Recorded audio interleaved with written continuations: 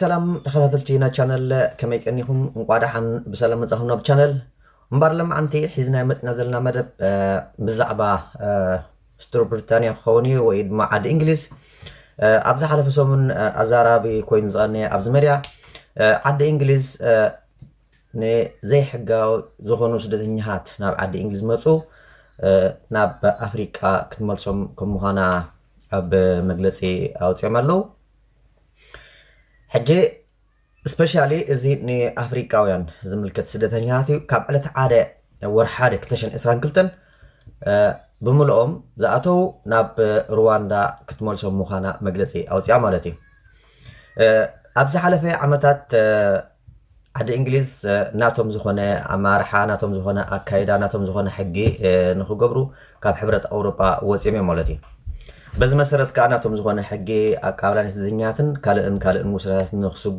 ንኽውስኑ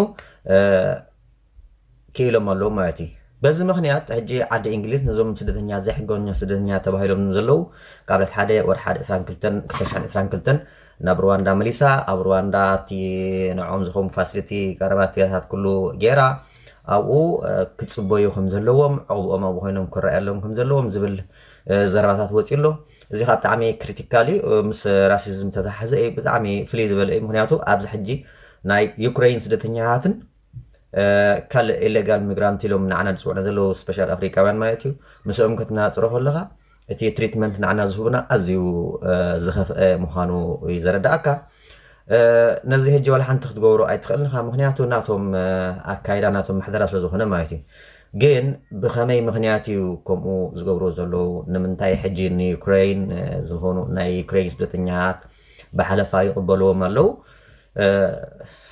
ርዱ እዩ ግን ሕጂ ኣነ ሓንቲ ተኣሽሙ ቪድዮ ንእሽተ ቪድዮ ሒዘ ከሪአኩም ሓንቲ ሪኣክሽን ማለት እዩ ኣብ ሓደ መጋበያ ዝተፈላለዩ ዓይነት ህዝቢ ማይጣኡ ስሞያ ዘለዎም ሓደ ይሓትም ኣሎ በብውልቂ ማለት እዩ ንሶም ዝህብዎ ዘለዉ መልሲ ከዓ ክንሰምዕ ኢና ገሊኦም ኣንጻር ናይቲ ዝተፈላለየ ዜጋ ዝተፈላለየ ዓይነት ኣተሓዛ ርእቶም ይህብሎ ገሊኦም ከዓ ዋላ ሓንቲ ቀይሕ ይኹን ፀሊም ይኹን ፃዕዳ ይኹን ዋላ ሓንቲ ኣረኣያ ዘሎ ዝተፈላለየ ኣተሓሓዛ ዘሎ ክንሕዛ ንደልና ዝብለዉ ስለዚ ናብታ ቪድዮ ክብለኩም እየ ብሓንሳብ ኮይና ክንሪኣ ኢና እቲ ዝብልዎ ከዓ ብሓንሳብ ኮይና ክንሰምዖ ኢና ማለት እዩ let's go Why do you think we're treating people Ukrainian refugees differently to others before anyone got an idea yes the lady in the red I think it's pretty apparent it's to do with colour It's plain as simple as that. You spoke about we'll treat everybody equal. You're just going to do a new form and a new line for Ukrainians. And, my heart goes out to Ukrainians. ሕጂ ከም ሰምዖ ዘለና እዛ ጓል ትብል ዘላ ቀዳመይቲ ነዛ ጓል ዕድል ሂብዋ ዘሎ ኣነ ከም ዝመስለኒ እቲ ናቶም ሕብሪ እዩ ዝለዓለ ተራ ተፃወቱ ዘሎ ኣትብ ዘላ ምክንያቱ ንሶም ፃዓዲ ስለ ዝኾኑ እቲ ካልእ ረፊድ መፅእ ከዓኒ ዝተፈላለየ ተኣሽሙ ከለር ስለ ዘሎ ሕጂ ብዘላ ንሳ ሕጂ ሲ እቲ ናቶም ሲ ፃዓዲ እዮም ላ ሕጂ ክንቅፅልና ማለት እዩ I volunteer for a refugee charity. When we go on Facebook and we ask people for charity, we have to say it's for vulnerable people. If we say Syrians, Afghans, we don't get those donations. Okay. And that's the reality. ንሳ ሕጂ ከምዚ ናይ ቮለንተሪ ብናታ ቮለንተራዊ ስራሕ ማለት እዩ ንስደተኛታት ክትሕግዝያ ሓገዝያ ትሰርሕ ማለት እዩ ሕጂ እንታይ ጋላ ነዚኦም ኣፍጋኒስታን ገለ ዝመፁ ክንሕግዞም ከለናሲ ኣብ መስመድያ ክንዝርግሖ ከለናሲ ንኣፍጋኒስታን ገለ ኢልና ይኮናን እቲ ኢንፎርሜሽን ንዝርግሖ ንኣፍጋኒስታን ኢልና እንተዘርጊሕናዮ እቲ ሰብ እቲ ናቱ ዘወፍዮ ኣይከወፍን እዩ ምክንያቱ ዝተፈለየ ዓይነት ኣተሓሳስባ ወይ ርድኢትን ስለ ዘለዎ ኣብቲ ሕብረተሰብ ማለት እዩ እንታይ ኢሎም ዝግሕዎ ኣዝዮም ተሃሰዩ ኣብ ሓደጋ ዝተቐልዑ ዘለዉ ህዝቢ ኢሎም ይዝርግሕዎ እሞ ብዝተኸኣለ መጠን ሽዑ ንሶም ሓገዝ ይረኽቡ እቲ ቻሪቲ ከዓ ብከምኡ ትቕፅሎ ማለት እዩ ናብታ ቪድዮ ሪኣክሽን ንቐፅል And we're just not recognising that. When we see the media relate to civilised people, blonde hair, blue-eyed, it's disgraceful.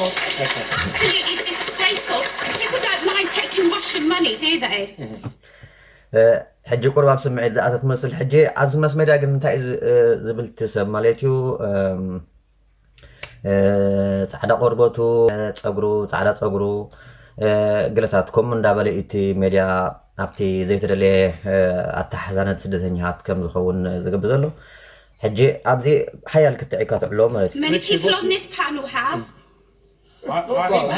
Not me. Well, I think some of you have. Richard, why do you respond to I that? really don't care what colour eyes. እዚ ከዓ ሕጂ እዚ ካልኣይ ንሪኦ ዘለና ከዓኒ እዚ ካልኣይ ታሕታቲ ከዓኒ እንታይ እዩ ኣብ ዝኾነ ሕብሪ ወይ እንታይ ዓይኒ እንታይ ሕብሪ ይኹን እንታይ ገለሰ ኣይኣምን ይብል ኣሎ let's continue Or hair or anything everybody has, but I Well, would there's make. no difference I would between make. how you treated Syrians Would you- in 2015 and how you've treated Ukrainians Well, now. I would respectfully yes. disagree with that because with the, you mentioned, for example, having a separate lane at immigration. Well, that's exactly what we did for the Syrians. They were met. They had people and welcome centres, which we'll be setting up again for people that to speak the language and help them with helping. እዚ ሕጂ ዝብል ዘሎ ንዝኾነ ይኹን ዓይነት ስደተኛ ሲ በቃ ሓድሽ ኮይኑ ክመፅእ ከሎ ሲ በቲ ቋንቋ ድዩ ብካልእ በቃ ዌልካም እዮም ምክንያቱ ቋንቋ ድም ከይፅጎሙ ድም ካልእ ንሕግዞም ኢና ሕጂ ዝኾነ ይኹን ዓይነት ስደተኛ ይምፃእ ንሕና ብሕብሪ ይኹን ብገለስ ኣይንፈልልና ስለዚ ኩሉ ዌልካም እዩ ይብላ ኣሎ ኣደ ነው ምክንያቱ እናቶም ኣርጉመንት ስለ ዝኾነ እዚ ክትብላ ኣይትኽእልን ኢኻ ሕጂ ናናቶም ዝተፈላለዩ ዓይነት ሓሳባት እዮም ዝብል ዘለው ውሽጦም እንታይ ይብል ወይ ደኖ vulnerability and all things like that. So I accept that. But what I Sorry, I can't work with accept, refugees. I mean, That is not the case. I spent my time for quite some time setting up the Syrian program, and I can assure you there is no difference. The only difference. But why is didn't we ask people to accommodate Syrians when that happened? because that we had, it was a small number of volume of people, and we were able to do the housing through the local authorities. Okay, all right. But we haven't Let got me- that volume. let me Do we ask- question Syrians? Do we say to Ukrainians, Don't question go to your neither. nearest Okay. country? Lots of Let's- hypocrisy. let's- Don't let's- question No, we don't. neither. We Okay. don't question Let's- them let's- either. So Okay. there's lots of Let's hypocrisy. get ሕጂ ኣብዚ መወዳእታ እንታይ እያ ትብሎ ዘላ ሕጂ ነዞም ስደተኛትና ዩክሬን ኪዱ ናብቲ ጠቃኹም ዘሎ ገሬበትኩም ሃገር ኪዱ ኢልናዮም ዲና ሴም ኣዝ ኣፍጋኒስታን ወይ ካልእ ስደተኛ ክመፅእ ከሎ እንታይ እዮም ዝብሉ ኬድ በት ዝመፅኻዮ ተመለስ ናብቲ ካልእ ሃገራት ፎር ኤግዛምፕል እንድሕር ናብ ኣዲ እንግሊዝ ትመፅእ ኮንካ ብፍራንስ ጌርካ ካ ትመፅእ እንታይ እዩ ናብኡ መልሱኻ ገታ ብዙሕ ተኣሽሙ ኢኻ ትሕልፍ ማለት እዩ ዘስየም ነዞም ዩክሬን ስደተኛታት ከምዚ ንገብሮም ዲና ናብቲ ጥቃ ጎረቤትኩም ዘላ ሃገር ኬድኩም ኣብኡ ዋሕተቱም ብሎም ዲና እያ ትብል ዘላ ሓፈሻዊ እነዚ ይመስል እዚኣ ናይ ለማዓንቲ ሒዝና ነበርና መደብ ማለት እዩ እዚኣ ቪድዮ ሪኣክሽን ካ እዚኣ ትመስል ብዙሕ ክሪቲካል ዝኾነ ተኣሽሙ ነይሮም ኣብቲ ክልተ ዓብቲ ተኣሽሙ እቲ ቪድዮ ካይነውሕ ኣብዚ ክቋርፅ ምክንያቱ ናቶም ሓሳባት ስለ ዘለዎም እዚ መስል ማለት እዩ ሕጂ ግን እዚ ቀንዲ ኢንፎርሜሽን ለማዓንቲ ክንብለና ዘላ ግን ብፍላይ ናብ ዓዲ እንግሊዝ ተሓስቡ ሰባት እንታይ ይፅበየኩም ከም ዘሎ ክትፈልጡ ኣለኩም ስለዚ እቲ ክትውስን ከለካ ንምሉእ ሂወትካ ዝሃሲ ክኸውን የብሉን እንታይ ደኣ እንታይ የጋጥመካ እንታይ መፍትሒ ክትረክበሉ ሕጂ ካብዚ ኣትሒዝኩም ክትሓስብሉ ኣለኩም ምክንያቱ እቲ ኩነታት ቅድሚ ሕጂ ዝነበረን ሕጅን ኣዝዩ ይፈላለ ኣሎ ናይ ዓዲ እንግሊዝ ናታ ዝኾነ ኣካይዳ ኣተሓዛ ስደተኛታት ትገብር ኣላ ምስኡ ከዓኒ ዓብይ ፀልዋ ስለ ዘለዎ እትዮም ናብኡ ተኣሽሙ ተሓስቡ ዘለኹም ኣሕዋተይ ርግእ ኢልኩም ሓሲብኩም ንሂወትኩም ኣብ ሓደጋ ዘየእቱ ንካልእ ግዜ ንካልእ ንመፃእ ሂወትኩም ዘየጣዓስ መታን ክትገብሩ የላበኩም ማለት እዩ ጀሚርና ክሳብ ንወድእ ምሳና ናይ ፅናሕኩም ኣዝና ነመስግነኩም እምበኣርከስ ብካልእ ትሕዝቶ ክሳብ ዘራኽበና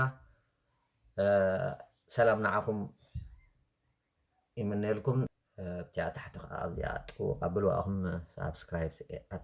ሳብስክራይብ